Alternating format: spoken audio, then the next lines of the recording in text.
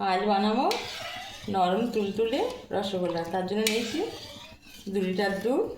দুধটাকে ভালো করে জাল দিয়ে ছানা কাটিয়ে নেব।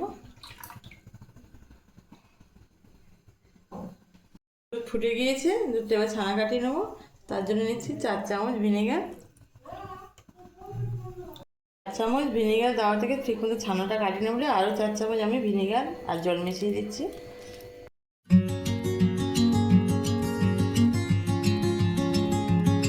এখানে দুধটা ছানা কেটে দিয়েছি। এখানে প্রায় 10 চামচের বেশি বোনা ভিনেগার লেগে গেছে। পরিষ্কার একটা কাপড় নিয়েছি, এই কাপড়ের মধ্যে ছানাটা আমি জল ছাড়িয়ে নেব।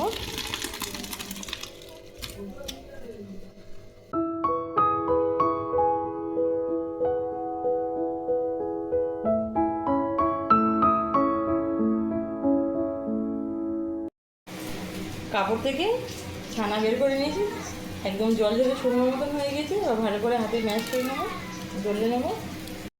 ছানাটা কিছুক্ষণ জ্বলার পরে 2 চামচ ময়দা দিয়ে দিচ্ছি। একটু এলাচ গুঁড়ো দিয়ে দিচ্ছি 1/2 চামচটা। ছানাটা ভালো করে মিহি করে আমার ছেলে ধরে দিচ্ছি। 1 লিটার জল নিয়েছি, তাতে 500 চিনি দিয়ে রসগোল্লার জন্য একদম পুরো রেডি করে নিয়েছি বানাবার জন্য। হাতের মধ্যে এরকম ছোটো ছোটো বল বানিয়ে নেব।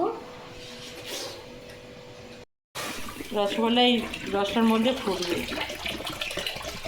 100 গ্রাম চিনি দেবো। আমি অল্প অল্প করে এখানে দুধ দেবো রসটা পরিষ্কার করে নেওয়ার জন্য। এরকম গাঁজা মতন হবে, এটা তুলে ফেলে দিতে হবে। কত ময়লা কালো মতন হয়ে গেছে।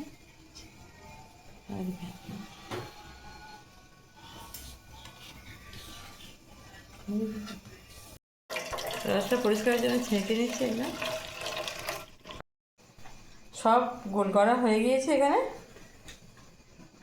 রস ফুট ধরেছে, ফোটার মাঝখানে এই গোল্লাগুলো দিয়ে দেবো। এভাবে একে একে সব রসগোল্লার বলগুলো দিয়ে দেবো।